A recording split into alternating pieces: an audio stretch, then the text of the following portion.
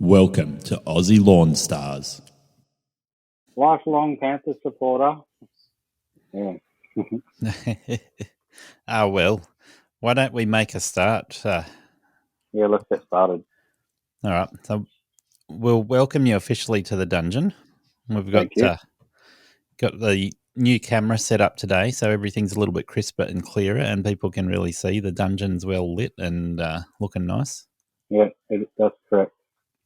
But we give you an introduction for everyone who's trying to work out who you are. You're Adam. I'm not sure what your last name is, Adam. You want to bring that Samuel. in? Adam Samuel. Yeah. Adam Samuels. Yeah, okay. And you're around Western Sydney, so you service a lot of Western Sydney. I think at times we've heard of you servicing Mount Druitt and Blacktown, or out Penrith is where you mainly focus there. I live in Penrith. I live in Jamison Town, but Yeah, we have jobs in Silverwater, Auburn, Bass Hill, Campbelltown, Narellan, Camden, Menangle.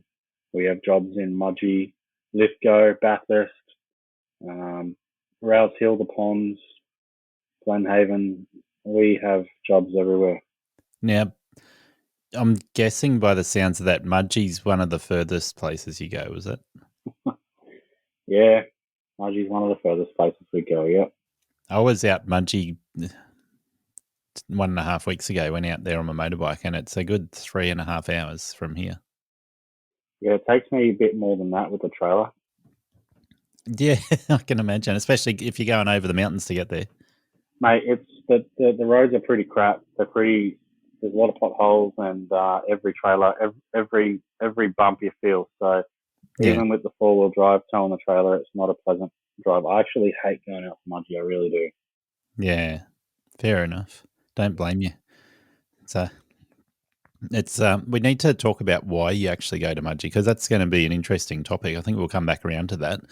But we have a caravan park out in Mudgee, but I am not going to talk about it because there's a lot of people in the professional contractors page and LMCA that have caught wind of jobs that I've had, and they've gone and poached them. So I'm not going to talk about that job. Fair enough. I'm not giving out any information on it. Sorry. That's all good. There's some great listeners, and then there's some sharks, and there's a lot of people I don't trust. So that's all good. So we will ask you questions, and you don't have to answer. You can say no. Don't want to tell all the details. That's fine. Cool.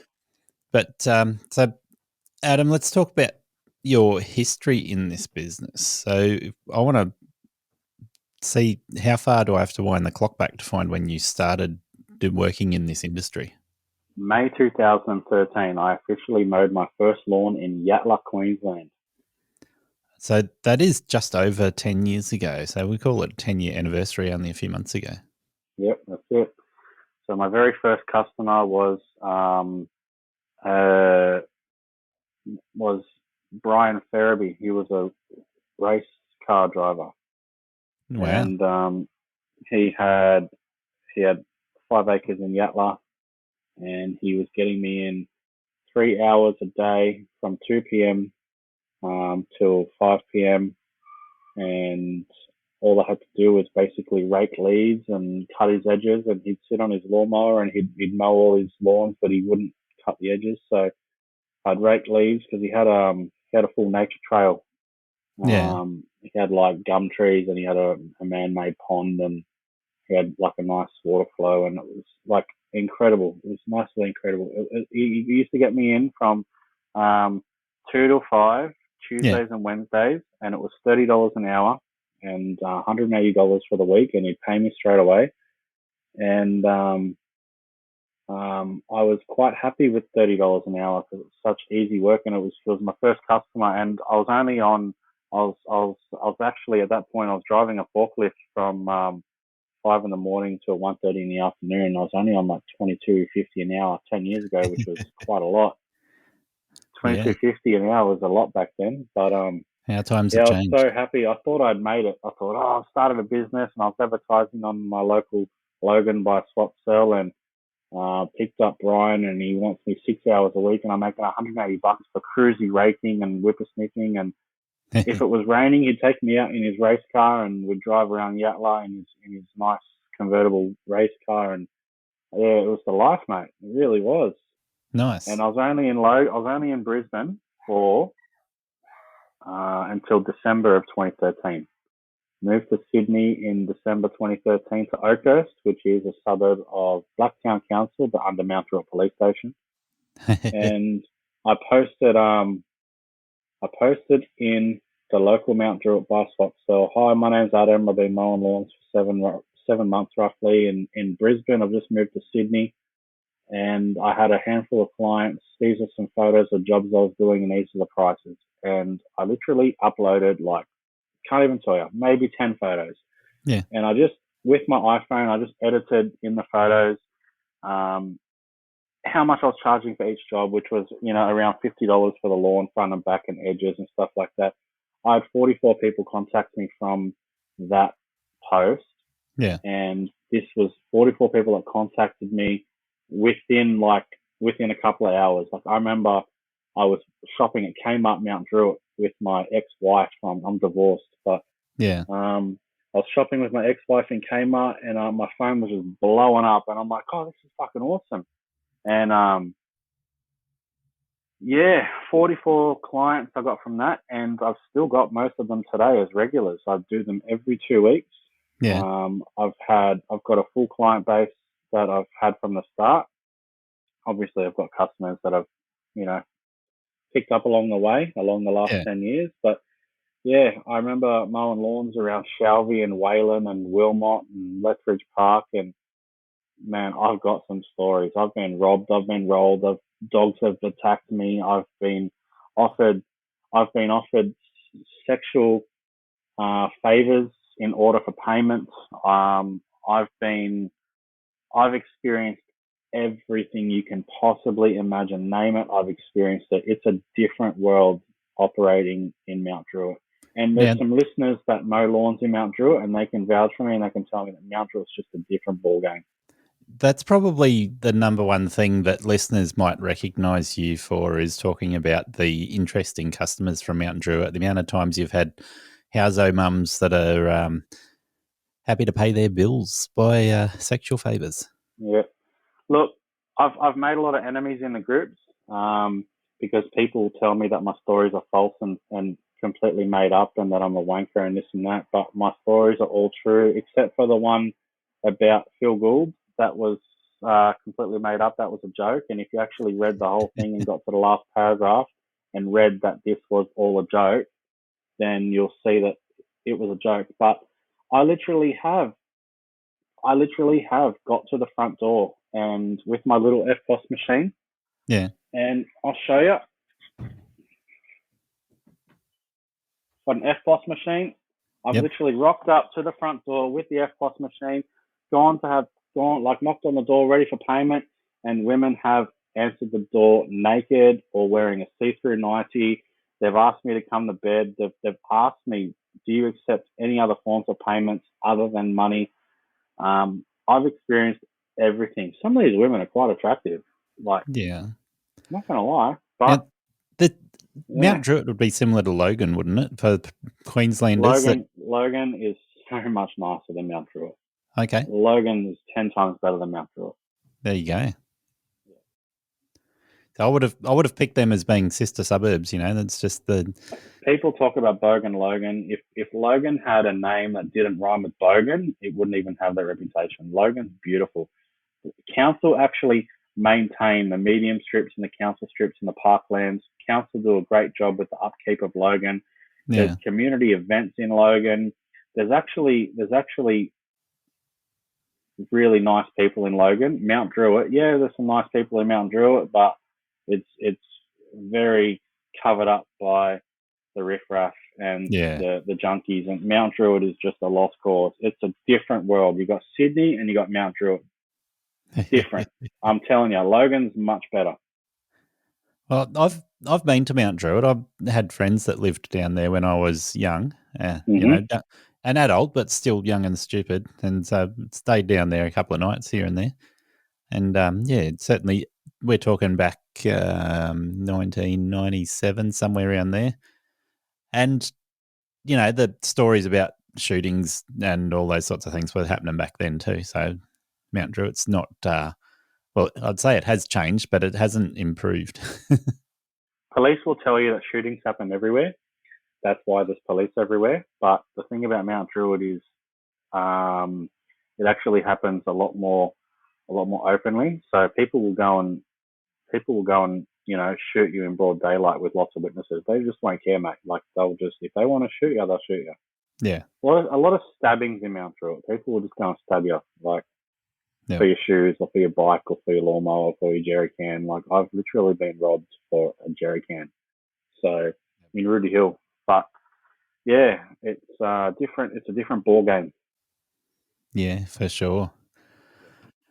So look, obviously, when people start piecing this together, they'll remember who you are from the Facebook groups or whatever else. But ultimately, what I want to do today is really give people a deeper insight into what's happened with your business over the 10 years and look at what you've made from that and what you're going to make from that in the future. So I think looking at your move from Logan, how long ago was that? I moved in December of 2013 to Oakhurst. So you literally have run your business in Sydney for the whole time then, because you only had 6 months in Queensland running business before you moved down. Yep. It's officially been, it's around this time, it was close to Christmas, it was around this time 10 years ago that I moved to Sydney.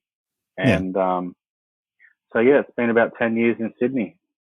But when I did move and when I did start mowing lawns in Oakhurst and surrounding suburbs, the furthest I was going was Blacktown to, the Prospect side. Yeah. And it wasn't until about 2015 that I started picking up clients around the ponds and Quakers Hill and stuff like that. I really did stick to Mount Druitt. Like I did have a lot of customers around Feversham, Bidwell, Oakhurst, Shelby, Lethbridge Park, Wilmot, and all those areas. I had a full, 44 clients, mate. 44 clients to someone who's only just started mowing lawns. Yeah. That's a lot. Like, it takes experience to get to mow about, 50 clients a week. I could not mow 50 clients in a week. Like, I was doing 4 a day, and I was pretty fatigued with that. Like, I was a bigger boy back then. I was very, very, very overweight. I've lost about 20 kilos since in the last 10 years. So, and you're not a small boy now. I'm not calling you fat, but I'm not. I'm about 90. Yeah, I'm about 98. But you're a solid bloke. You're about to hold your own. If you say so.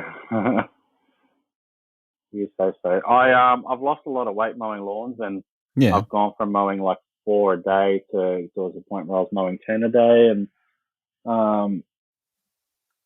a point where I was mowing 4 a day, and I was fatigued doing that. But I was also chin wagging a lot with the clients, and that was how I built the relationships with clients. You just talk to them, and they really like you for that. They really feel like they can trust you and rely on you, and that you're a nice person, and that you're not going to steal their garden hose. And it was very easy to build a client base from just talking to them. So I'd mow their lawns, and it'd take me like an hour to mow the lawns, and I'd spend an hour talking to them for $50. Now, so I was making $200 in a whole day. I've talked to about 120 people for the podcast since I started, and certainly lifestyle choices are a big part of running a business. When you're solo, the fact that you can choose to spend as long talking to a client as you do mowing their lawn is something that people choose to do, sometimes to their detriment because they ultimately need to make more money, but sometimes it's just, that's the sort of business that they really want. And I think both options are quite viable. If you want a business where you know that your income is not the biggest priority and that the enjoyment and the relaxation of being able to just go, I'll do whatever I want and I'm still making enough money to pay the bills and do what I need to do, then great. But I'm guessing you realised at some stage that talking to your clients for as long as you're mowing their lawn wasn't paying the bills, unless it was that one that was getting you extra favours by doing it. I'll give you a completely factual example. of how what I was doing was not paying the bills. In 2014, yes, I had 44 regulars. Yep. But I was driving a forklift for a company. I was starting at 5 in the morning and working till like 1:30, 2 o'clock in the afternoon. Yeah. I was only mowing lawns in the afternoons in 2014. And then in my whole financial year of mowing lawns, I only made $13,500 from mowing lawns. So on the books, there was maybe a little bit of cash, but yeah, not too much, mate. So yeah, I was practically, if I wasn't driving a forklift, I was out there mowing lawns. And to be out working that many hours and to only make 13.5 grand goes to show that I was wasting a lot of time driving around and talking to clients. Are you a small business owner with big dreams? Well, my friend Prez is the person to talk to. Prez's approach to small business unravels the secrets that corporations don't like to share. Ready to level up your business? You can email Prez at thinktankcoaching@outlook.com or go to thinktankcoaching.com.au. Can I ask because in the more recent podcasts, I like to give people a snapshot of what your business looks like. So at that point in time, when you were turning over $13,500, what did your setup look like? Was it a ute with a trailer, or was it just a ute on its own? I had an XR6 Falcon. I won't hold that against you. Oh, sorry. I had an XR6 Falcon ute. Yep. And it was towing a 7x4 high side trailer. Yep. And the trailer literally had a swing back gate. Yep. And it didn't have a mower box on the front. It was literally just a 7x4 box trailer with 900 side cage around it. 900 cage. I'm guessing you were using a HRU 216 or a HRU 19. No, I was using a Rover Pro Cut 950, 22-inch self-propelled lawnmower. Respect. Back then, mate, they were $549. These Honda HRU 216s are $1,849. Those freaking Rovers were $550, bro. I'm not joking. Yeah. They retailed, I think they retailed for $749, but I had a good relationship with Rudy Hill Mowers. They've closed down now, but they were selling, they said, look, if you buy the Rover, we'll give it to you for $550. So I ended up, I bought two of them, not together, because I was only making like $150 a day, but I ended up buying a Rover, and they were a bastard to start, man. The Hondas start first pull. Yeah. Every day, first pull. These Rovers, 3-4 pulls. So, mate, the gearboxes, they had better gearboxes than the Hondas. Yeah. And they had a really, really, really good clean cut. But just a bastard to start, man. And you had to turn it off to empty your chute. And I used to catch grass back then. That trailer that I was towing used to get filled up with bags of grass, like big, those big white grass bags. Yeah. Mate, I'd fill 30, 40 bags in a day and take it to Bidwell High School and feed the animals. I was going to ask if you had a Rover 34-inch tractor as well, but no room for that. My very first ride-on that I bought was a Husqvarna 42-inch tractor with a steering wheel. And I bought it for $1,500 secondhand on Gumtree. And it took me a while to save that $1,500. And this mower was a piece of shit. This guy ripped me off. He told me it was the bee's knees.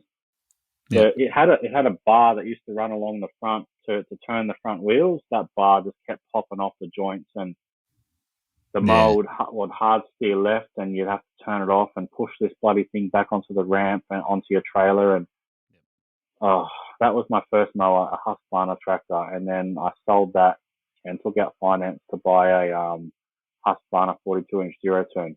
So I didn't get my first zero turn until like 2015. And that's probably around the time, it's probably a couple of years after that when I first came across you, and I was giving you curry for looking at a Cub Cadet.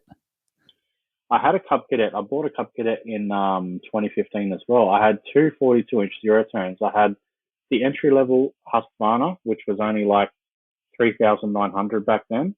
Yeah. And I had the entry-level Cub Cadet, which was $4,990. Yeah. So I had 2 0 turns. And the reason why I had 2 0 turns, even though they were both fantastic machines and very reliable, I was very scared that I was going to pick up a client and then my machine was going to break down on that job because I had such terrible issues with the first mower that I bought. So I had 2 0 turns that I purchased on finance. Yep. And I used to mow the Husqvarna. If I was cutting 1 or 2 acres, I'd use the Husqvarna, and if I was mowing like residential lawns, I'd use the Cub Cadet for a residential block, bro. And I was getting in and out in 20 minutes for $70, and I was so happy. That's a big turnaround from the $13,000 a year. If you're doing 20 minutes for $70, that's I'm guessing in my first year. I'm so sorry to interrupt. In my first year, I made 13,500, and in my second year, I made 40. So it was a big jump, massive jump. Yeah, I know. I've been through similar. Going back to that sort of time frame when I first started, it was 2010. So the first 2 or 3 years, I was really struggling and had similar sorts of income to deal with. It's really. I think I started with just over 20 customers, and after about 2 or 3 years, I jumped up to about 70. So, hit 70 customers and keeping them regulars and, massive difference. There's going to be a few listeners listening to this that say, oh my God, you were making 40 grand and thought you made it? Like, what the hell? But please understand, 10 years ago, 40 grand was a little bit more than what it is today. Like, an offsider was $20 an hour back then. Yeah. Do you remember that? Like, did you ever have an offsider? Like, an offsider was $20 an hour, and they were happy with that. They were like, "Oh, not bad." Yeah. Now they want $350 a day, $400, $450 a day, but they all want 35, 38 an hour. It's all different now, but yeah, $20 an hour was really really good back then. Yeah. So, yeah, it's a different time now, that's for sure. Very different, mate. But yeah, back 10 years ago, I was aiming for $50,000 to $60,000 a year, and it took me a little bit to get there. Yeah. So it didn't happen because I started 13 years ago, almost 14 years ago now, and it took me that first few years before I hit the $50,000 and then the $60,000, and then it jumped from there up to about 80 and 100 and 120. Well, in 2015, I was still driving a forklift full time, 38 hours a week. So to make 40 grand on the side was really, really bloody good when I was getting 50 grand from driving a forklift. So, it was good times, really good times. But I didn't go full-time lawnmower until 2016, thanks to Stephen Green. Have you heard of Stephen Green? The name rings a bell. He's a gentleman, lives somewhere out in Richmond. We worked together. We worked together at Star Trek in 2015, and we were both mowing lawns. And we were in different sections. We were on the same shifts, but we were in different sections of the warehouse. And we'd catch each other walking to the tea room or to the toilet, whatever. And he'd say, "Oh, how's lawns?" And we'd ask each other, "How's lawns?" And we'd talk about it. And 5 minutes would just go like that, and you'd be talking for 20 minutes, and then we're getting called to go back to work. But he goes, "Mate, I'm actually leaving Star Trek. I'm going to go mow lawns full time." I said, "Mate, it's dry up there." He's like, "Nah." And he said word for word, he goes, "Mate, you won't know your full potential until you give this up and actually give your business its all." And it was only a couple of days later I handed in my letter of resignation to Star Trek and went full time. So thank you, Stephen. There you go. Feels like a lifetime ago that I was working a full-time job, and it feels like I've been self-employed forever. Yeah. But it's only been like 8 years that I've been full-time self-employed for. And so leaving Star Trek and going full-time was the best thing you did? Definitely, mate. Definitely. Just being able to choose your own hours. Like back in 2015, I remember being able to wake up when my body woke me up, like not setting an alarm. Just I'd wake up anywhere between 6:30 and 7, and I'd go into the lounge room, turn the TV on, and boil a kettle and make a coffee and make breakfast. And I wouldn't leave the house till 8 o'clock, and I'd go mow lawns. I'd be home at 1 or 2 o'clock, and go into the garage and sharpen blades or whatever. Yeah. But mate, it was just a great life. Really was a great life back then. Yeah. It's not like that now. I don't enjoy going to work. I really do. I hate going to work. Wow, there's a lot changed between then and now. I'm chained to the job. So I get up at 5 o'clock every morning now, Yeah. And I have breakfast and I leave the house around 6.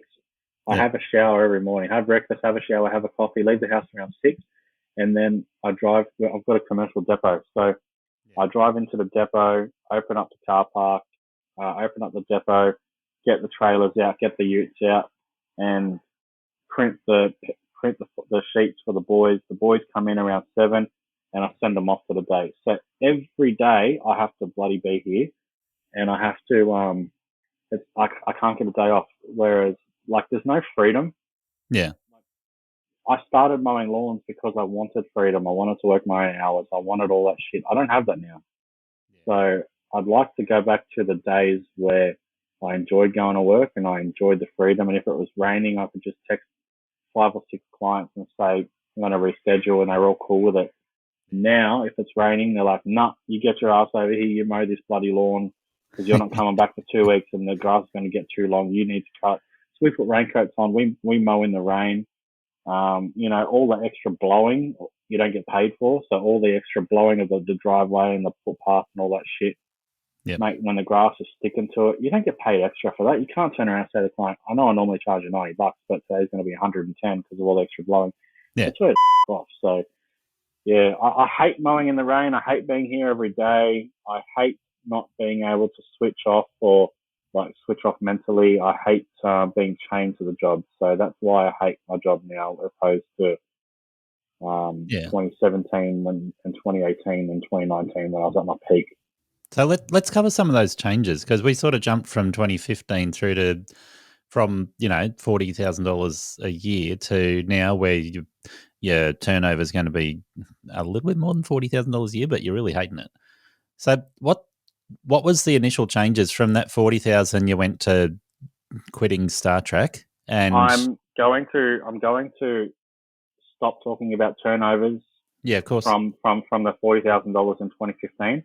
Yep, that's fine. My turnover in this company is quite attractive, and I've actually told a few people, and I've upset people that like the complete jealousy, and some people have told me that I'm a liar. So I'm not going to talk about it, but understand, to anyone listening, you can build your business as big as you want to bloody build it. There's no limit.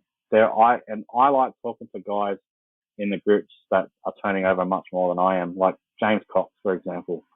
Have you heard of James Cox? He's in Western Australia. I love James Cox. His turnover is much bigger than mine, and you can literally, if you can pronounce a number and read the number on writing, you can actually make that mowing lawns. And don't think that mowing lawns is defined to $200,000 a year. It's not. You can make that a week. You can make that like it's unbelievable how much you can make mowing lawns and cutting hedges.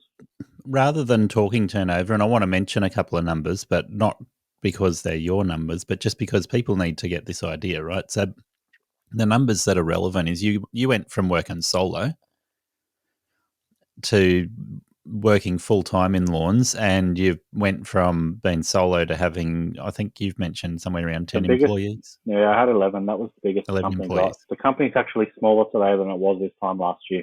Yeah. Now, I know varying numbers with people running around that 10 or 11 employees. The actual turnover numbers can vary heaps, so it doesn't mean anything to mention what other people turn over by comparison to you. The factors that people are interested in is that you reach that point where you had 11 employees. And I think the other factor there is probably to mention that you haven't only been doing lawn mowing. No, we do a lot of we're a gardening company. We don't have a lawn mowing run anymore. I used to back in the day. I had a lawn mowing run and I had about 90 clients, 100 clients, and I was just going around mowing lawns. And then I went through a divorce in 2016 and I changed. That was when I changed. So 2015, I had a lawn mowing business. 2016, went through the divorce, lost lots of weight, got addicted to a few things, got on Tinder. My whole life changed. I changed mentally, I changed physically, I changed emotionally, and the business changed. So 2016, 17, 18, 19 were my happiest days. They really were after the divorce. oh, they were the best days. I'd love to go back to that, not the divorce, but No. I'd love to go back to. I built a very good client base, and these were very rewarding and lovely clients. They used to give me so much. Yeah. They'd give me tips if it was a hot day. They'd give me ice blocks at Christmas. They'd give me top shelf scotch and cases of beer, and they'd chocolates, and I'd make like $1,000 at Christmas just in tips. Yeah. And I've got all these photos from like Christmas time in, like, 2016, 17, 18, 19, where I filled my kitchen bench with alcohol, cakes, and chocolates from all my clients. And I don't get that now, mate. Not when you've got staff. You're just a service. You're just a company who's reliable. That's all you are. You don't get. You Yeah. get the odd. I get like 3 or 4 presents for Christmas now. Yeah. But yeah, mate, I had like 100 people giving me presents back then. I'm not even joking, and it was wonderful. Yeah. Now, one of Wonderful. the things you mentioned, I just want to touch on this so that people don't sit here listening thinking that you're inconsistent, so you can answer it yourself. You mentioned earlier that you've still got the 44 customers that you originally got from putting the post about lawn mowing up when you. Not all of them. I've got Okay. some of them. Yeah, so you've still got some of those customers, and so you're still doing some lawn mowing at the moment. Any customers that I've had from my beginning, I've still got, because I call them heart clients. I haven't been able to dump them because I love them too much, and they're still alive.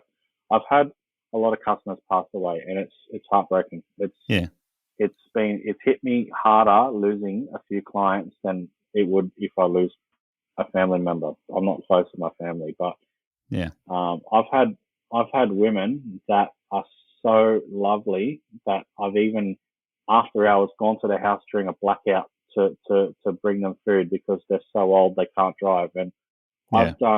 I've moved washing machines, and I've gone above and beyond for people. Like, I've done so much for people, and they reward me, and they become like family, and then they pass away, and you're not only losing them as a client, but you're losing that relationship, and it's hard. It's really hard to lose your clients. But Yeah. I don't give a shit if someone texts me saying, "Going to cut the lawns myself from now on. Thanks for everything."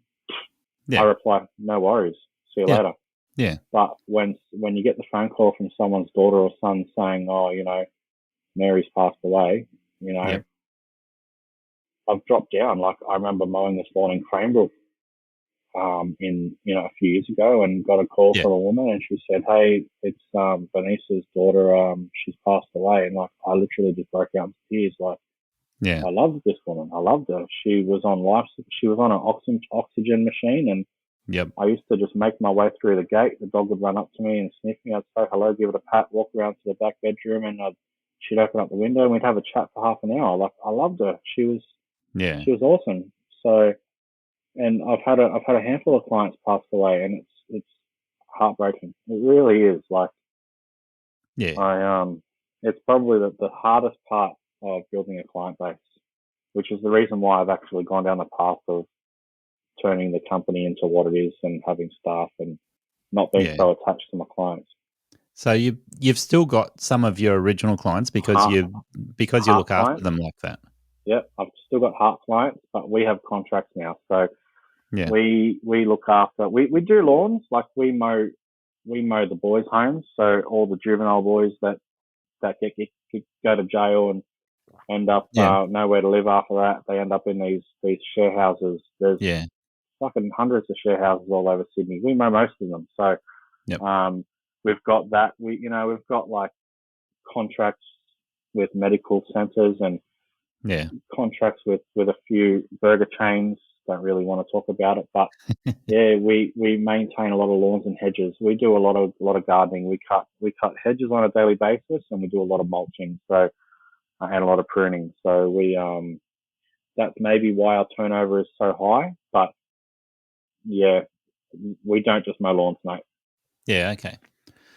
So when you started putting on staff, did you grow pretty rapidly once you put on your first staff, or has it been up and down? Rapid's an understatement. We just shot up, mate. Yeah. Shut up. And, Yeah, one of my biggest mistakes was not putting on managers. I did everything myself. So Yeah. anyone listening, if you build your business with 10 staff, please go and put on a manager. Don't do everything yourself. I like seeing people do well for themselves. I really do. And I've even given advice to people. They ring me, I'm starting out. Can you give me any advice? I love giving advice to people, but take it or leave it. You don't need to take my advice, but put on a manager. Yeah. Don't do everything yourself.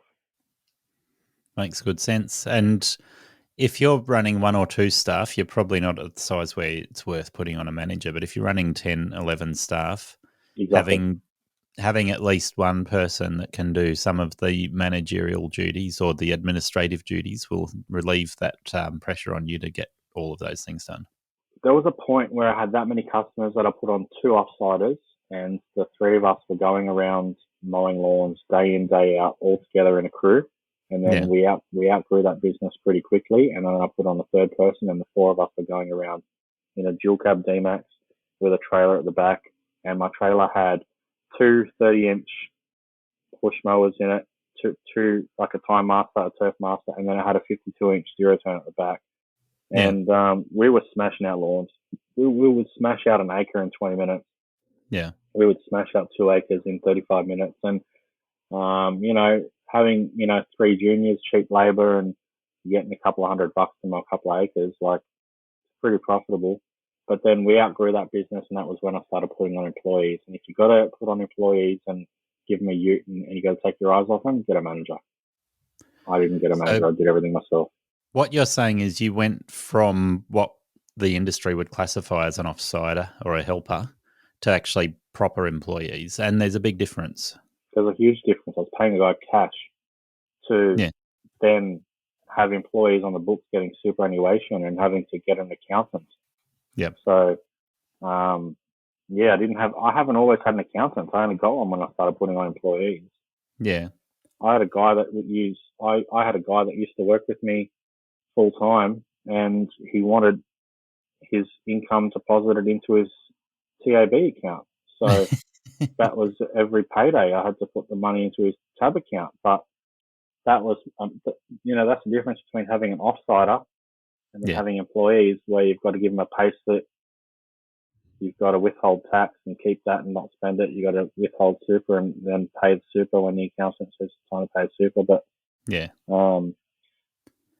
I've had some interesting requests like that myself for people to go, you know what, I don't want to get paid to somewhere where my ex can find the money, or I want to get paid cash or whatever it is. And put it in the tab account so I don't have to pay child support. Heard it many times. I've hired guys like that. Won't do it now, but I have. Yeah, I've typically said, no, sorry, can't help you. You're not the right employee. Yeah. I actually had a guy that I was paying cash, and I had only just put him on the books. I converted him over to the books. And he fell off a roof just in 2019. He fell off a 2-story roof, hit concrete, and he broke 9 ribs, fractured his skull, broke his jaw, fractured eye sockets, broke his knees, broke his leg, broke his elbow, bleeding on the brain, fucking tragic accident. And he survived it.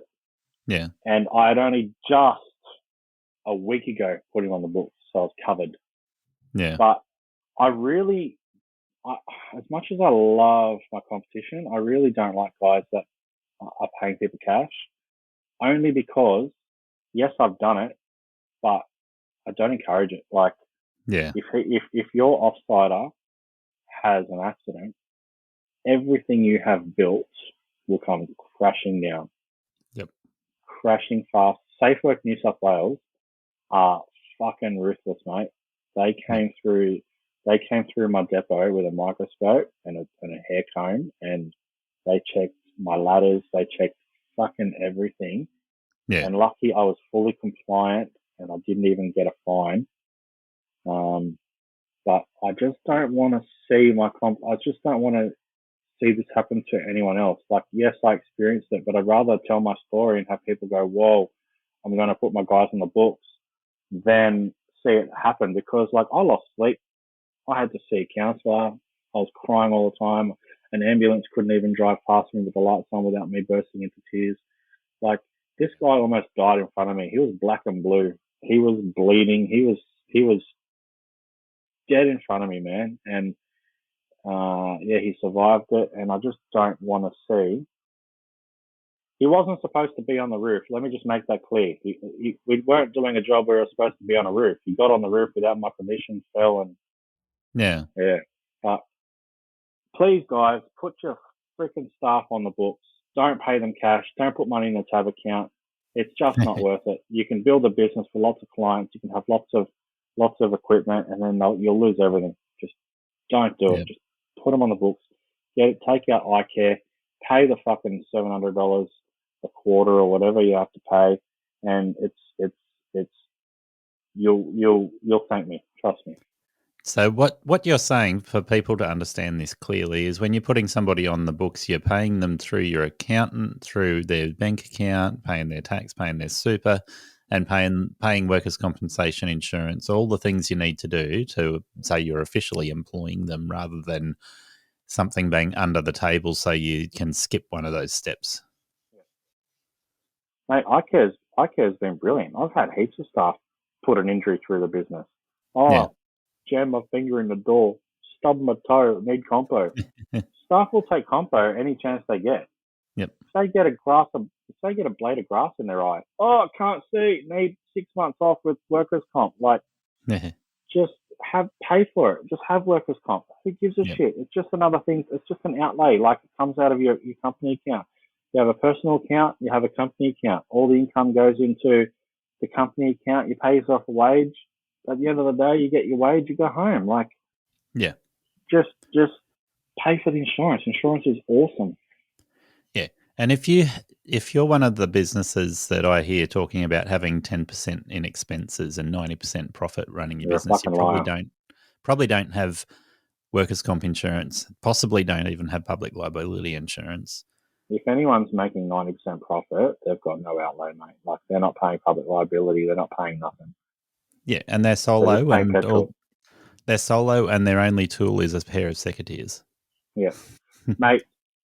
I remember there was a point in time in my beginning where petrol was costing me about 5% of my turnover, and I was paying AAMI like $49 a month for $15 million public liability, which was just what I needed to work in childcare centres and get paid.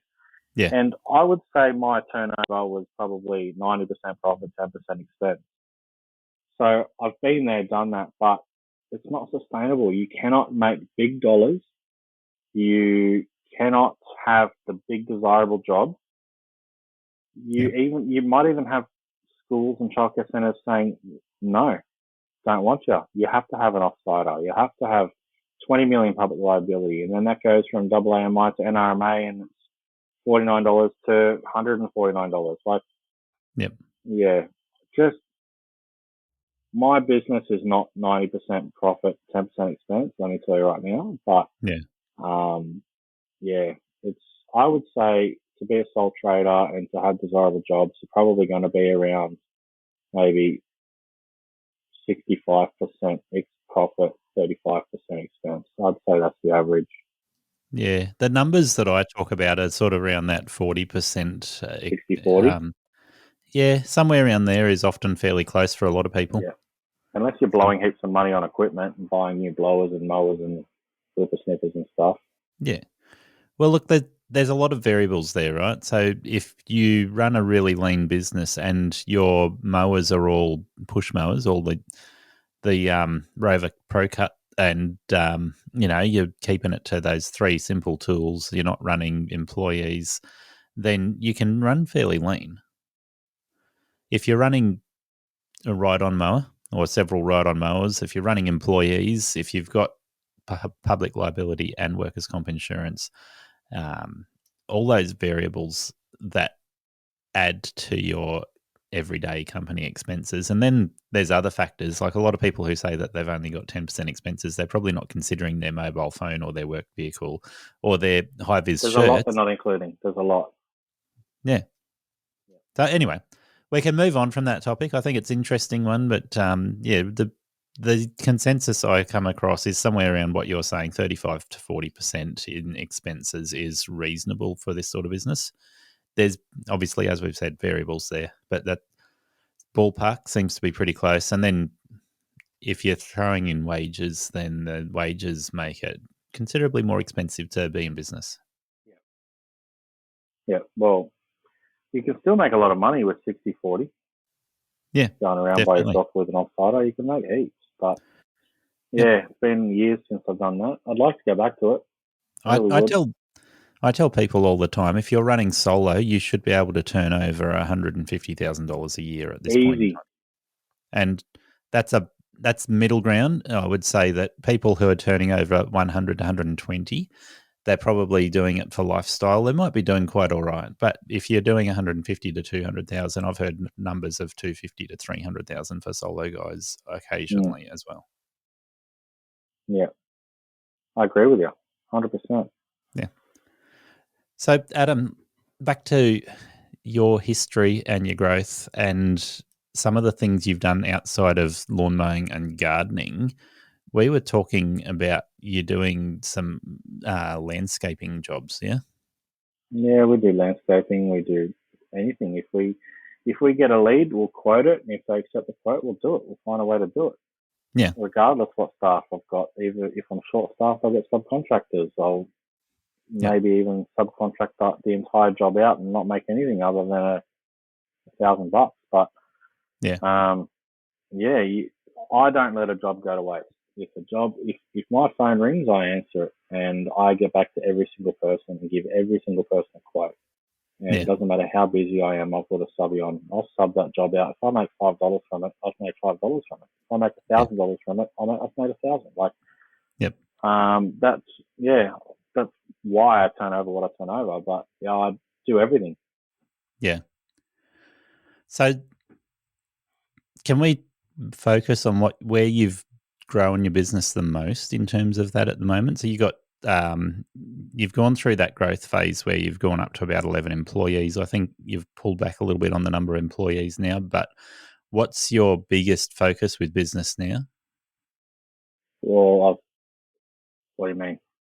Yes, I pulled back, but that's because I couldn't keep up with 11 staff and I couldn't keep up with all the work. I didn't put on a manager. Yeah. But what do you mean? Yeah. So what I'm asking is, what's your primary focus with your business now in terms, not just business size, but the type of work that you focus on? We do lawns and hedges and pruning. Yep. And we try to find bigger scale lawns because we've got the big machinery, but we've still got our heart clients in our boys' homes that we maintain, and then we've got the burger chain that we look after. But the burger chain just is a lot of hedging, a lot of vacuuming up the leaves, and they don't like leaves in the gardens. You've got to vacuum up all the leaves, and they've only got like a bit of council strip you've got to mow. But that's basically what we do. All our leads that come through are basically residential and people that want a full property cleanup. We get property cleanups more than you can say. Like, you'll be surprised how many property cleanups come through. Like, I've got a quote through this week, and people want us for a whole day. They want 2 people there for a whole day, and they want us to trim back all the trees and take it all away and mow the lawns and really clean the place up. And there's a lot of houses in Western Sydney that are really let go, of pensioners, a lot of disabled people, and we clean them up on a daily basis. So so the majority of your work is in that space of doing the hedging, the lawns, the gardens. And how much of your work is in doing small landscape jobs? Not much. A year ago, I had a designated team that would just go out and do landscaping, but there is a huge shortfall in staff in this industry. And then when you do get staff, if they're half decent, they'll work for themselves. They'll want to be a subby, or they'll work for themselves. And if someone does work for your business, they're half disabled, like they're just shit. So I've got a great the 3 guys that I've got are great. There's a lot of shit people out there that shouldn't even bloody be in this industry. Get a job in Macca's or something, because they're just shit. I've had so many shit staff come in this business, and their resume says that they've done this and done that. And they've got all these photos of jobs they've done, and then you give them a job, and then 2 days later you're like, you are pathetic. Get the out of here. You are not what your resume says you are. Piss off. So, yeah, there's a lot of shit. Might just be Western Sydney, but it could be everywhere. I don't really know, but I've experienced a lot of riffraff come into this business. I think general consensus would be that it was a lot easier to find staff before COVID, and it's really been during COVID and after COVID where the ability to find staff full stop has been a lot harder, but also the staff that you can find, the quality has dropped. Quality has hit rock bottom. The quality of staff is shit now, and if they're any good, they work for themselves. They don't want to be an employee. They just want to sub. They just want you to subby work for them. Yep. So I've subbied work to people. I don't care. I make money from it. They make money from it. We're all happy. Yeah. Yep. That's a fair comment. I think that's general consensus across the board now. It's just really low quality staff if you can find them. They're just not efficient. Like a job that would take you 5 hours takes them 2 days.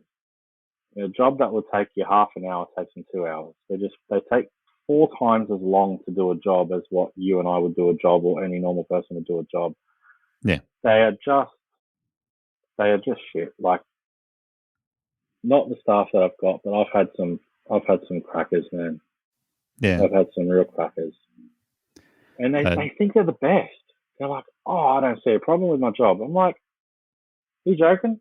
Grass is laid upside down. Like, what do you mean there's no problem with it? Like, you're supposed to put it green side up, you idiot. So, yeah. So you've had a couple of those ones. Hey? So you've had a couple of those ones. Oh, mate, I've had staff that don't see a problem with anything they do, and they're just pathetic. Yeah. They only last a week before you get rid of them. But, yeah. Yeah, fair enough. Moving on. What else? You got another question? Because I'm getting angry. I'm getting worked up thinking about X stuff. Let's take a break while I tell you about the right standers. I've been running the ZK61 and the Stander i42, and these machines are built and spec'd with 100% heavy-duty commercial components. This saves your team time and money, season after season. Do you want to cover anything else about what you've done, what you've learnt from what you've done in business?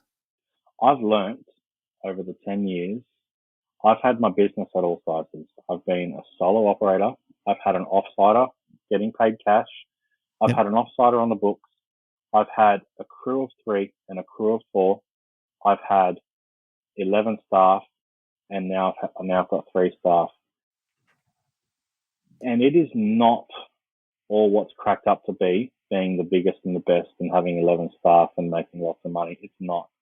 I'll tell you what the best days of your life will be is either by yourself or with an offsider. You can have so much fun day in, day out, either with yourself or with an offsider, and you can make so much profit. There's a difference between turnover and profit. Let me make that clear. I've seen companies out there turning over $5 million a year with zero profit, and they're operating in the red. Turnover is not everything. It's profit is what's everything. There is no point going out doing work on a daily basis and not being paid for it. I would really like to see people get paid for their hard work. I'd really like to see people build profitable businesses. And I'd really like people to understand that being smaller is not a bad thing. Yeah. It's really not a bad thing. Like, I've had big jobs and big contracts and tenders and this and that, and traveled to different regions of New South Wales to cut lawns, and it's not what's cracked up to be. You got to wait for payment. Like, you can go out on a daily basis, wake up whenever you want, go to work, make some cash, make a little bit in the bank account, and you can make $600-700 by yourself or with an offsider, and make $1,000 with an offsider, whatever, $5,000 a week, and actually walk away with $5,000. Once you start doing tenders and paying employees, you're not walking away with that money. You're really not. So I would like to get my business back to a point where I can work by myself. I think I'll be mowing lawns for the rest of my life. I can't see myself doing anything else. It's always been a dream to go into New South Wales Fire and Rescue. I might do it one day. But I'm 35. I'm a lot fitter than I was 10 years ago. I've experienced a lot. I've been through a divorce. I've had testicular cancer. I've done so much in the last 10 years and experienced everything you can possibly imagine.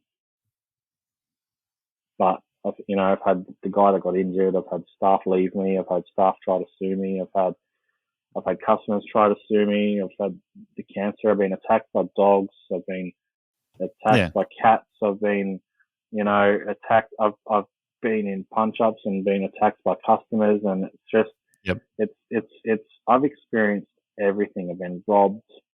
I've been rolled. It's been crazy. So the best days of your life are just having, a good client base of customers that appreciate you. If a customer does not appreciate you, get rid of them. Have a client base of, there are so many jobs out there. There are so many customers out there. Would you rather have 50 customers that don't appreciate you or 50 customers that appreciate you? Because I know what I'd rather have. Yeah, for sure. Yeah. And I hear what you're saying, and a lot of people that I talk to have found going through the process of growing their business, putting on an offsite or putting on an employee, and then retreating and going back to working solo.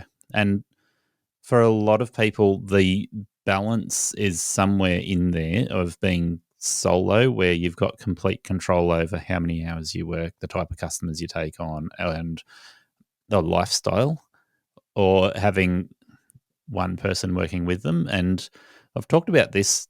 You would have heard Ben and BJ talk about this, or Luke Smith talk about this in terms of the two-man team and whether it's actually profitable to have a two-man team or to stay solo, have a single person in a vehicle running around doing residential jobs. And I've mentioned it in the last podcast I did that the two-man team is the only efficient way to get past that boundary you've got when you're solo.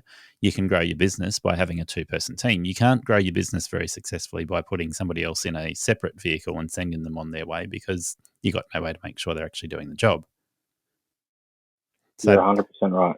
So I think what you're saying, same as what a lot of other people say. That I've put people behind the wheel of a beautiful car. I've wrapped the car. I've given them tools, and I've given them a really nice pay hourly rate plus superannuation. They get the pay slips, and all you get on a daily basis is the customer ringing you when they get home from work saying, "This is shit.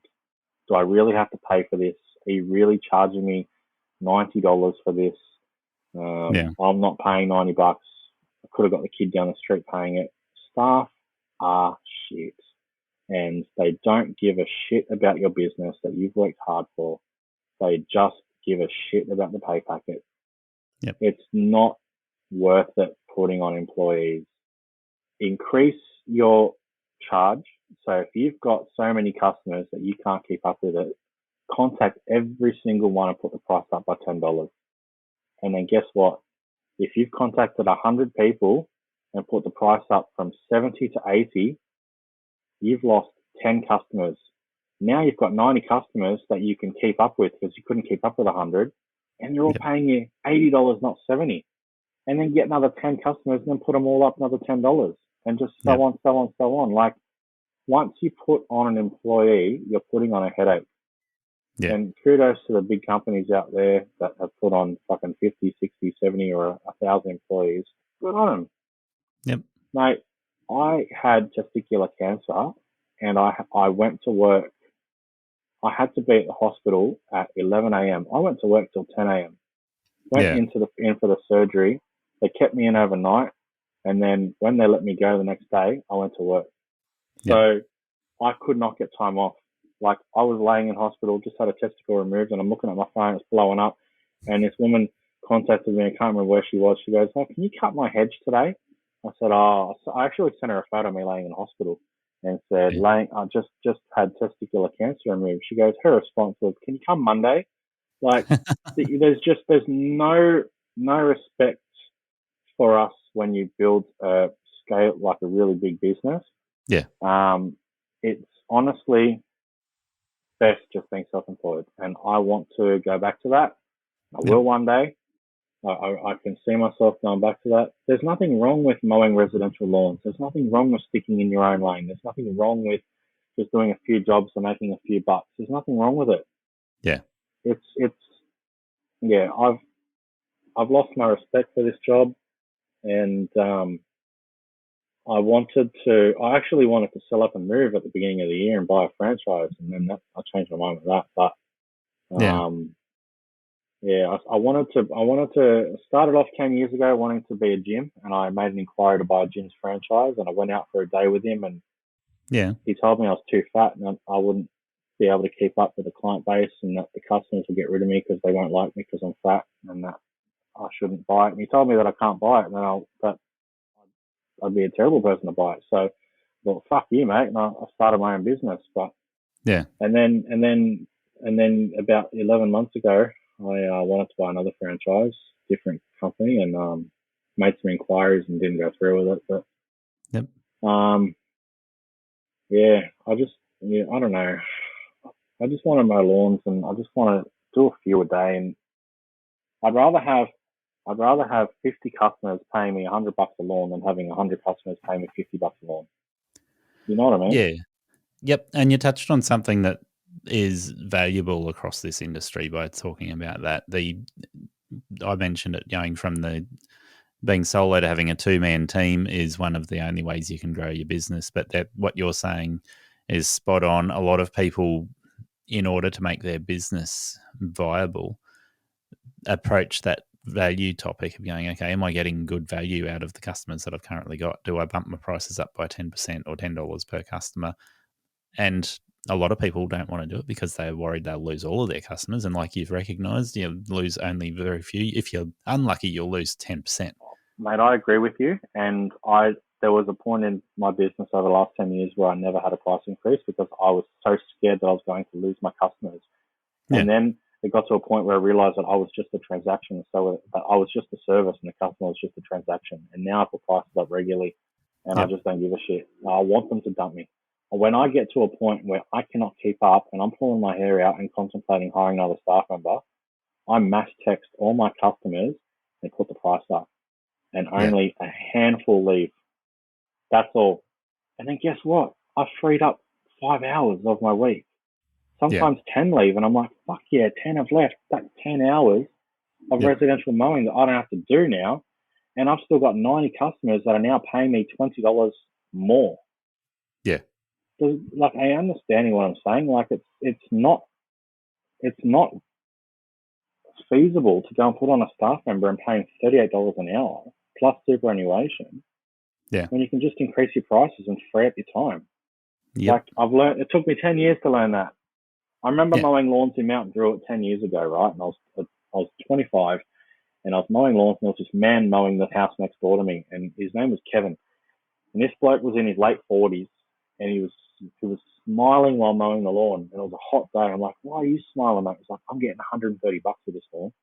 So what do you mean you're getting 130? I was getting 50 for the lawn next door. He goes, mate, he goes, how many customers have you got? And I think I had like 50. And I'm like, I've got 50. He's like, mate, I've got 50 as well. And you know what? They're all 130, 150, and they pay it. And I'm making coin, and I'm happy. And I'm like, fuck. I'm going to have fucking hundreds of customers. I'll show you, mate. And you know what? I think back to Kevin and think, I just want to be like Kevin. I just want to mow, 5 lawns a day, 4 days a week, have a long weekend every week. If it's raining, I don't want to have to stress about putting a raincoat on and doing all the extra blowing. And you can, I can make $1,000 a day just from mowing lawns at a premium price. Yeah. So, yeah. There's a few guys in the group that I talk to that do that, and they've definitely figured it out. Yeah. I think that's what I see over and over again is people that look at growing their business and weigh up the pros and cons of adding on employees or adding value to the work they do themselves. And it's pretty easy to add value to the work you do yourself by making sure you're charging the right amount, increasing your prices to a a fair point, not overcharging, but increasing them to a fair point. And a lot of people talk about, if you double your prices, how many customers will you lose? And the reality is, if you approach a new customer with a price that sounds unrealistic, you won't get them. But if you approach an existing customer and you say, you know what, your price is half of what it should be, a lot of those people are going to look at the value that they get from you and make a decision based on whether they believe that you're offering them exceptionally good value and whether it's still good value, even if you double the price. Yeah. Whereas they wouldn't give you the time of day if you go in there and you appear to be overcharging. Mate, you can't quote a new job $100. I'll tell you the fuck off. I'll call some guy with a Stanley on the back of a Ute or in the back of a Falcon saying, you know, I can get it for $50. But yeah, so what I was saying is you've got to quote the job $70, but then after 6 months or a year, whatever, I'll put the price up. Yeah.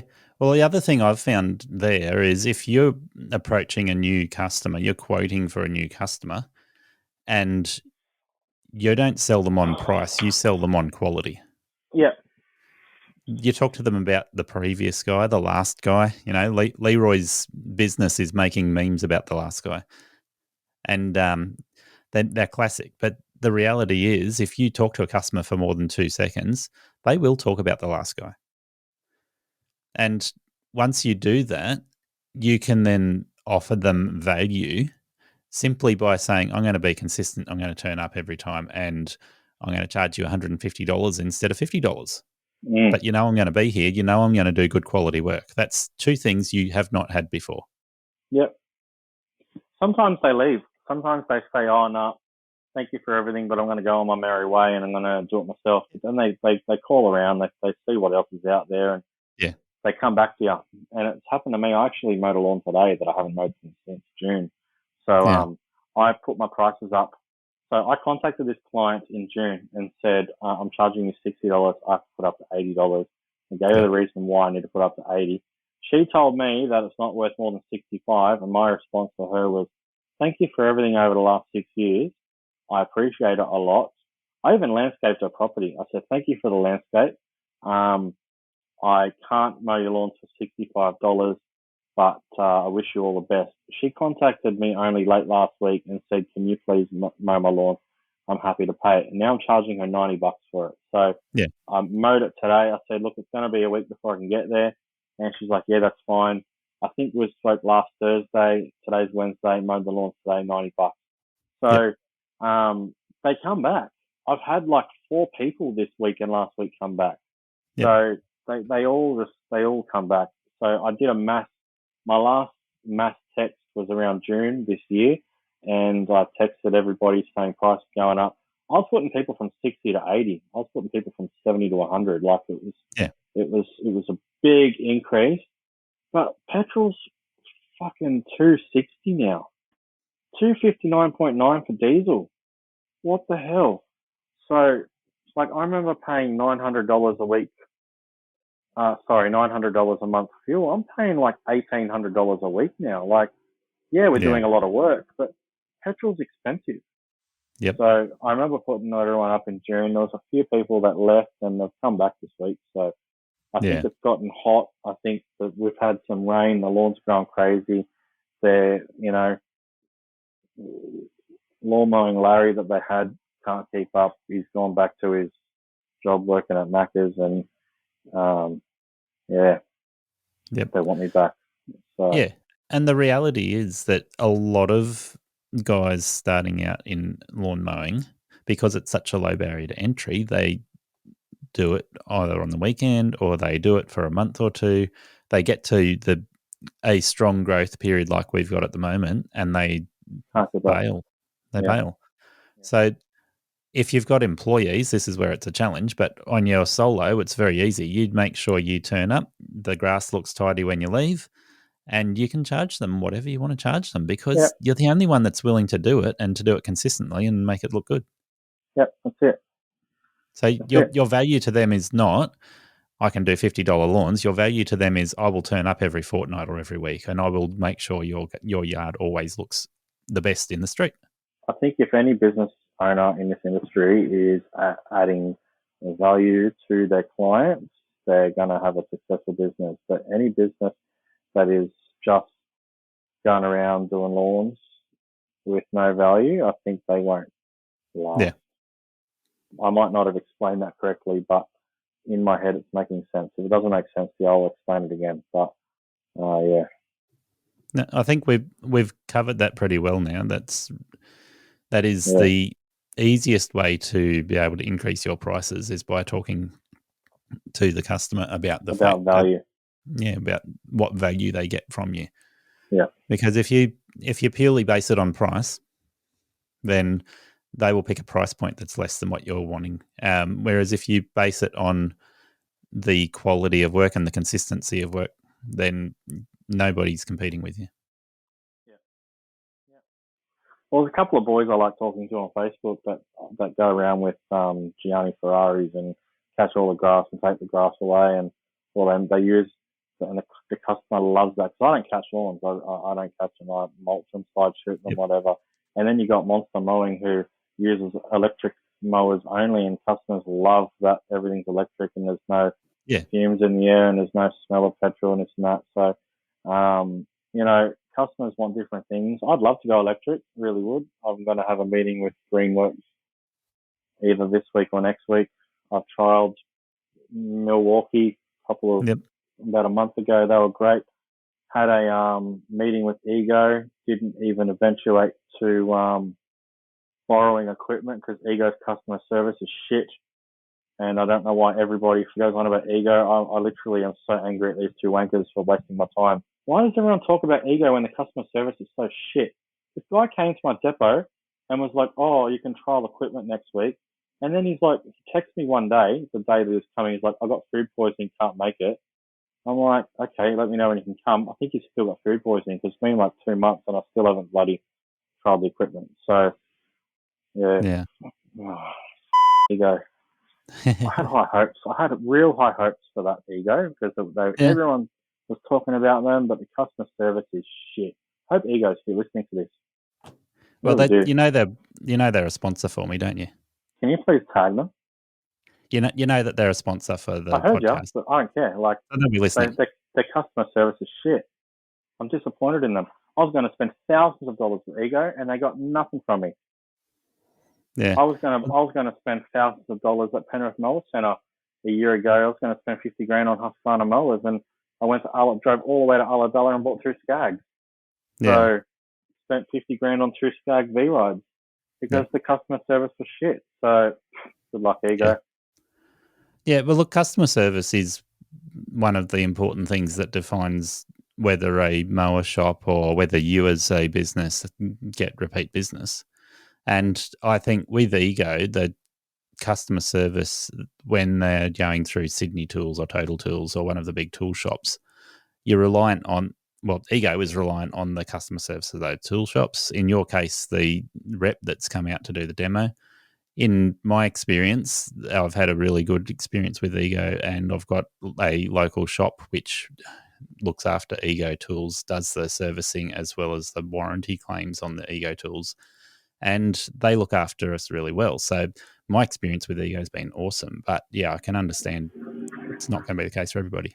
Well, I'm jealous that I didn't get that experience, that wonderful experience that you had. I'm actually jealous, and I wish that I got that experience because I trialed some of their equipment at an open day, and it seemed all right. And I was going to put it into, I was going to, completely change my setup.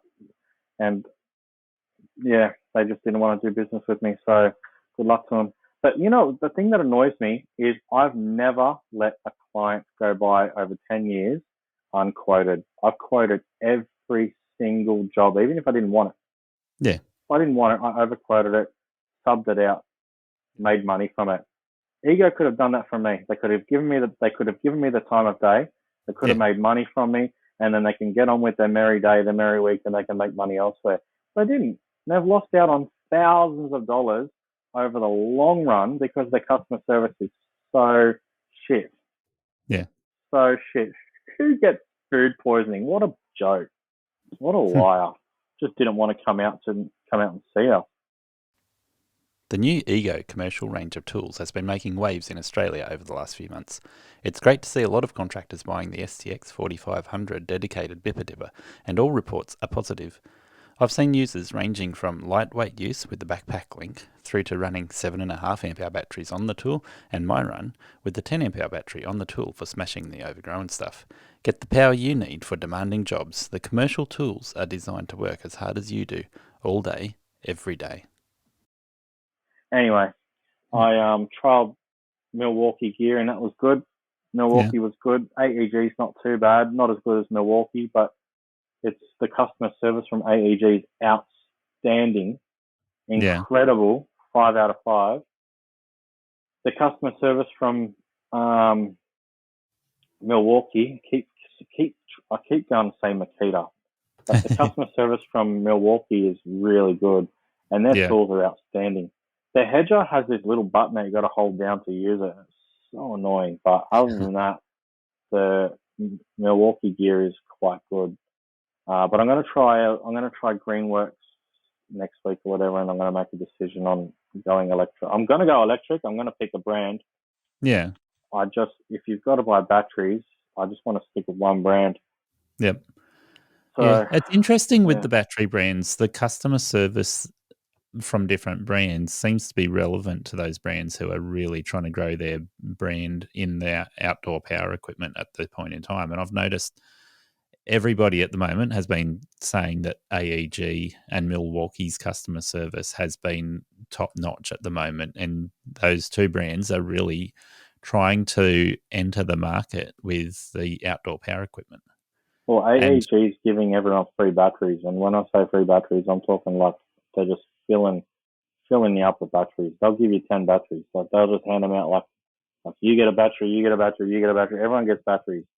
Yeah. Milwaukee's not like that. Milwaukee's like, buy all the products, give you 10% off, or I'll give you 2 free batteries or whatever. But let's see what Greenworks have to offer. And I've heard Makita do similar thing where if you get a hold of the Makita rep, they will load you up with a few free batteries and they'll try and sweeten the deal with you. I haven't tried Makita, but I want to. My experience with Makita has been the opposite. They've been really hard to get a hold of, kind of like what your experience has been with Ego. It's just been they don't want to talk to me, nothing. And I've said, look, I'm interested. Actually got social media, got a podcast. You want to talk to me? No. I think I contacted Makita not too long ago, and I think it was at the point where I had the testicular cancer, and I ghosted them. I was in hospital and didn't get back to them. So I think I was the reason why I never trialed Makita gear. I think I remember a guy contacted me, and he was far away. He was like, "Oh, I'm the rep for Sydney, but I'm in Queensland or something."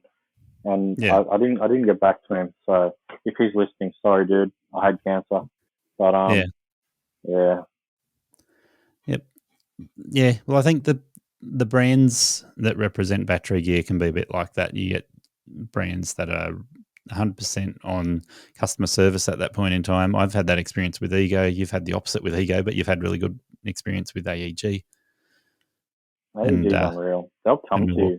If your shit breaks down and you're somewhere, like wherever, I remember something broke down in Auburn, and he drove to Auburn from Riverstone and gave me a brand new one. Like, that's incredible. That's incredible. So, yeah, I love AEG's customer service, but their hedger needs some work. Yeah, and that's the thing. I've found Makita's outdoor power equipment is exceptionally good quality. Yeah, but I've heard that. There's been a few boys that have said that. I'm sure if you just contact them, they'll come to you because they gave me good customer service, Makita. Yeah, look, I've had several people reach out to them on my behalf through to their reps. So I've reached out to them through the tool shops and through to their marketing and HR teams. Tried to reach out to them several times. Lost count of how many times I've tried to reach Makita. I can't remember who I contacted, but I think it was a mower shop. Someone said, "I'll get Makita to ring you." Yeah. I can't remember. I can find out for you if you want. Yeah, well, I would still be more than happy to talk to them, and yeah, would be awesome. Yeah, I'll reach out. Drop me a DM with your phone number. I don't think I've got your number, and Yeah, I'll I'll reach send it out to you. to. I'm pretty sure I can have an answer for you by tomorrow. Yeah, Which will I'll be send you my positive. phone number. I can't You wait to trial Greenworks. I'm so pumped for that. Like Monster Yeah. Mowing's been putting a lot of videos up with this Greenworks 30-inch mower, and this thing just looks like a beast. It was mowing really long, Yeah. thick grass the other day, and it was just going through it like butter. And that's the mower that I need. So I Yeah. really can't wait to trial this. I've got high hopes for Greenworks, and I'd really hate to have to keep looking for options because I'd really like to just pick one. Do you use the 30-inch AEG, mower for anything yet? yeah, we've got Time Masters and Turf Masters. We use them all every day.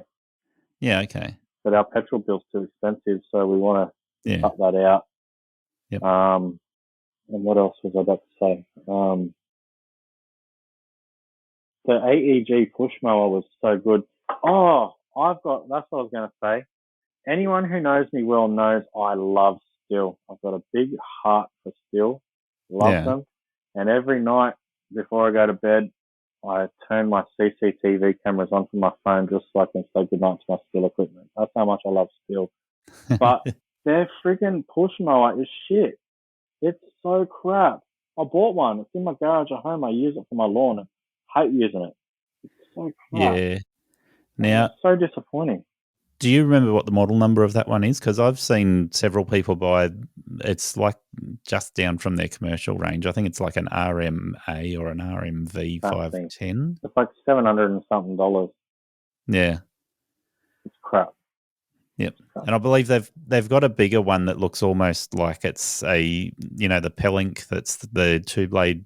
Yeah, I was talking to a 24-inch guy in my machine. local area like a couple of weeks ago who bought one of them, and he reckons it is shit. And I believe it because my steel mower is shit.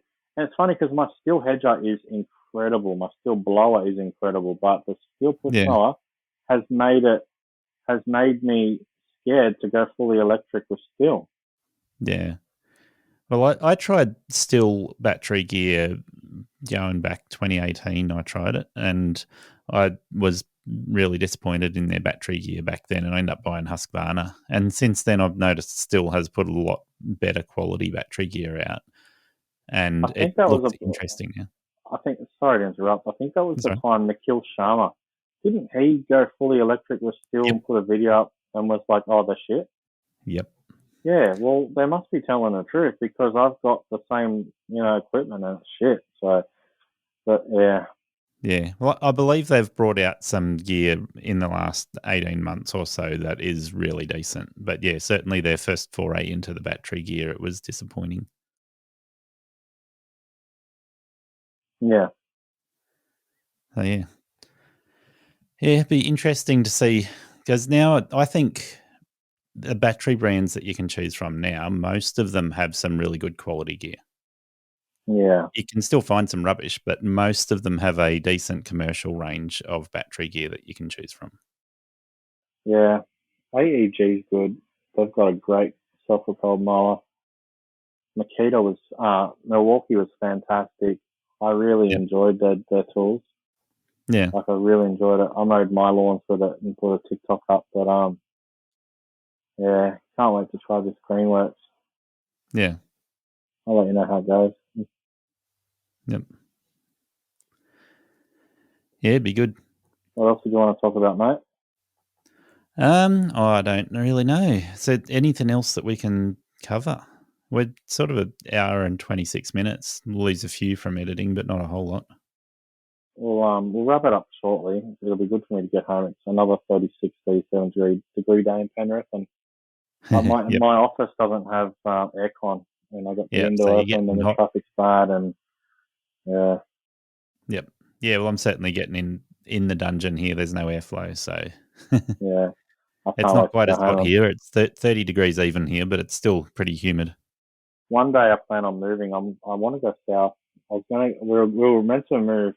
It was on the cards to be moving around this time. It was around 12 months ago. I was going to buy a franchise, and we're like, oh yeah, we're going to move to Shell Harbour, and it was going to happen, and we haven't ended up doing it. But Yeah. still in Penrith, and for a little bit longer. I want to go south. I really do. The beaches look nicer, and the weather's a lot better, and the lawns are a lot healthier. I just wonder what it's going to be like for my mowing business down south. Yeah, well, you basically start again if you move down there, won't you? You have to find more customers, build up. Yeah, I know. Scared.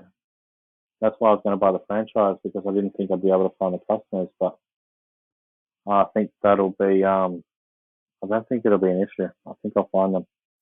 I think it depends on the timing of the move, because Australia's seasons are so all over the place. If you'd tried to do it a month and a half ago when everything was dry, nobody was getting new calls from new customers, and everything looked really bleak. But people who are new in business were going, no, I don't know if this season's going to pay off, and maybe I should go and find a real job.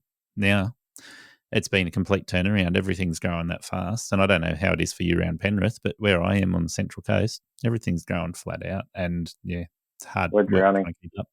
Penrith is drowning with work. We've got so much work we can't keep up. Yeah. So, you just contact everyone, put your price up, and then suddenly you've got space in your diary again for more customers. Yeah. So if you started looking for customers down the South Coast now, you'd probably find them quite easily. Yeah. Yeah. It could happen one day. Or maybe I'll get off the tools one day and I'll just have an executive job. Who knows? Who knows what the future has? Yeah, well, if you move down the South Coast, you get away from all those Mount Druitt jobs. I don't really do that many, mate. Like, it's 35 minutes from Penrith to Mount Druitt with traffic. And there's so many houses in between, like you don't need to go to Mount Druitt. I've still got a Heart Client childcare centre that I do in Plumpton, and love them to pieces. So I go there every 2 weeks for that. But other than that, I continue. I put on the day that I go to Blacktown, and then I do Plumpton in the morning, and then go to Blacktown. I spend the whole day in Blacktown. Yeah, it takes in the afternoons. It takes like an hour to drive back to Penrith from Blacktown. Yeah, so that sucks. It takes an hour to get from here to Wollongong, but it takes an hour to get from Blacktown to Penrith. Yep. So, yeah. Yeah. Is there anything else that you really think we should touch on to wrap up? In the future, I'd really like to keep this business that I've been growing. I'd really like to keep it for the next 30, 40, 50 years, whatever. But 100 years if I can pass it down to my daughter. But everything I do in my life is for my daughter. So I've got to put food on the table for her. I've got to clothe her and my partner, and my partner's a stay-at-home mum, so I've got to provide income for her. And I don't do things without thinking it. I think everything through. Like I plan something, I go ahead with it, or sometimes I don't go ahead with it. Like, for example, 12 months ago, we were going to leave Sydney. We were going to go to Shell Harbour, and I was going to buy a franchise. That's the truth. But at the end of the day, I received a better offer to do something else in Sydney, and I'm pursuing that. And let's see what the next 10 years brings. But I'm not doing this right now thinking that it's going to skyrocket and it's going to be successful and this and that, and it's going to do really well really quickly. I'm doing it for the next 20 years slowly so I can get myself off the tools. I still want to be on the tools, but I'm working on the tools like 60 hours a week. It's killing me. I would really like to be on the tools maybe 15, 16 hours a week. That's it. 2 days doing jobs that I want to do. Like right now, I've got half my customers I hate with a passion. Half my jobs I hate with a passion. And I'm getting out there, cutting these hedges, swearing. Like this burger chain shits me. They shit me, mate. Like do you know how annoying Uber Eats delivery drivers are? They are pathetic, and I'm dealing with them on a daily basis. Like they will, if I'm cutting a hedge, they'll run you over if you're in their way, and they'll double park between two spaces, run inside, pull their phone out, and they'll just go straight up to you and go, like, they'll just do that to you. Like, go away, mate. But yeah, I'd really like to how I want to finish to get back on track.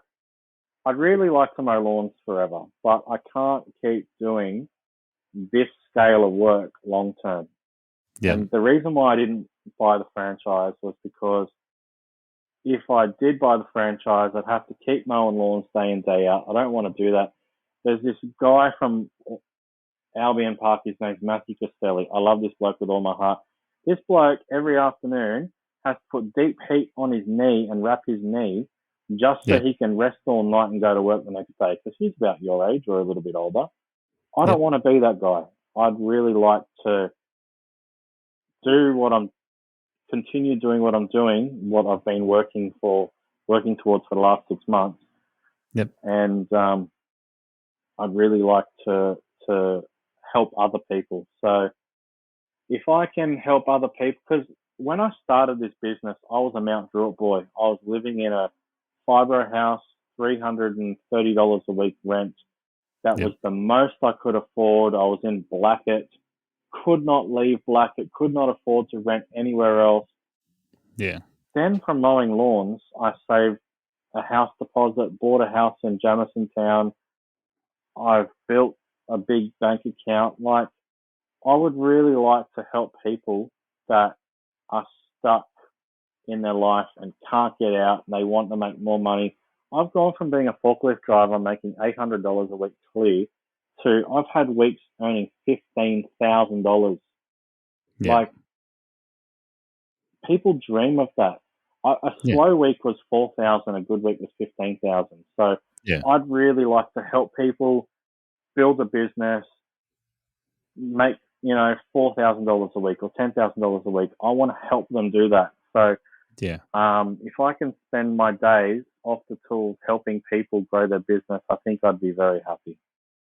So that's my dream. To answer your question, I'd really like to help people. Yeah, okay. And there's a lot of value in that when you're giving back.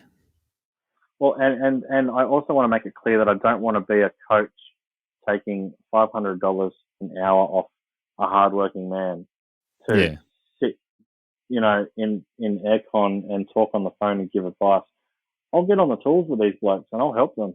I'll get out there every day, and I think being on the tools, I only want to do it to help other people. Like, I don't want to do it for myself. I want to do it for them. So that's my goal, and hopefully people respect that, and hopefully people want to jump on board and let me help them. And hopefully I don't get too many haters that think that I can't do it, because I know I have the passion for it and I know I can do it. Yep. So hopefully it all works out. Yeah. Well, look, I think that listening to your story for the last hour and a half, it's very clear that you have learned a lot over the last 10 years, that you have grown a lot over the last 10 years and been able to transition from what was a struggle at the start to something that's working quite well for you. And still have learning experiences, and you deal with staffing issues, all those sorts of things that everybody in this industry has to deal with. But it's it doesn't matter what people think of you. It's very evident from listening to you that you have learnt a lot from all of those issues you've been through. Yeah, well, I've experienced everything from dog attacks to being rolled and robbed, and had customers not pay me for. I've done incredible jobs, nothing wrong, and they just turn around and say I got no money, and there's nothing you can do about it. So, and there's no point taking it through court because it's not even worth it. Like, for a couple of $100, and they know that. Yeah. So I've experienced a lot. Yep. If anyone's listening, if someone's moving out of their house, get paid up front. if you're doing an end of lease mow, get paid before you even go to site. Yeah. If it's through a real estate agent, then it's a different story. But even then, the real estate agents are not quick at paying end of lease. Mate, I've come across a real estate agent in Richmond who should not be practicing. These women they're all witches. I'm just going to leave it at that. Yeah. And they burnt me. They burnt me bad. So yeah. Yeah. Well, Adam, I'm going to say thanks for coming into the dungeon. Thanks for telling your story. Yeah, cool, mate. It's been awesome. I want you to hang on the line again in a year. We'll see how my business has changed. Yeah, that'd be good. Hopefully, I've lost more weight and gotten maybe I'll be a little bit less intimidating, because in the beginning you said, "Oh, you look like you could hold your own." So sorry if I come across as intimidating. Trust me, I'm not intimidating. I'm not a fighter. I'm a lover. Yeah. No, It's been good you talking don't to come across intimidating, but you come across as if you could hold your own. That's just because I'm born and raised in Mount Druitt. Carrying life in your back pocket. Well, I think the legends that go around Sydney and Western Sydney is if you're and this will offend you, I know, but I'll say it anyway. If you're a Bulldog supporter, you're probably Lebanese, and you probably want to stay out of that person's way. Mate, I was born and raised a Bulldog supporter, and I got into a scuffle at ANZ Stadium in 2011, and it was over something that wasn't even my fault. And I switched to the Panthers because the Panthers are a family club. And, the Bulldogs had drums and trumpets, and I got whacked with a trumpet. You're all bloody outrageous. I think it was general consensus about that time that if you went to a Bulldogs home game, there was going to be a lot of security because you never know what's going to happen. I got king hit at a Bulldogs game, so they're pretty full on, mate. Oh, yeah. Pretty full on. And it was all because I was sitting with my best mate who was wearing an Eels jersey, and we both got king hit. So I've lost all my respect for Bulldog supporters and the games and the club, and I've switched to Panthers. Still got a little soft spot for the Bulldogs because I grew up supporting them, but I go to Panthers games because the stadium's only around the corner. Like, I could walk there from here. Nice. Yeah. I literally have to drive after this podcast. I'm going to pack up, turn the lights off, and drive home. I've got to drive past the stadium to get home. So, I'm 10 minutes from my depot, and it's about 5 minutes from here to the stadium, and then a further 5 minutes from me to get home. Yeah. Thank you for listening to Aussie LawnStars. Please remember to rate and review the show on the Apple Podcasts app or the player you use. Exciting new shows are released every Monday. Make sure you follow or subscribe to hear the next episode.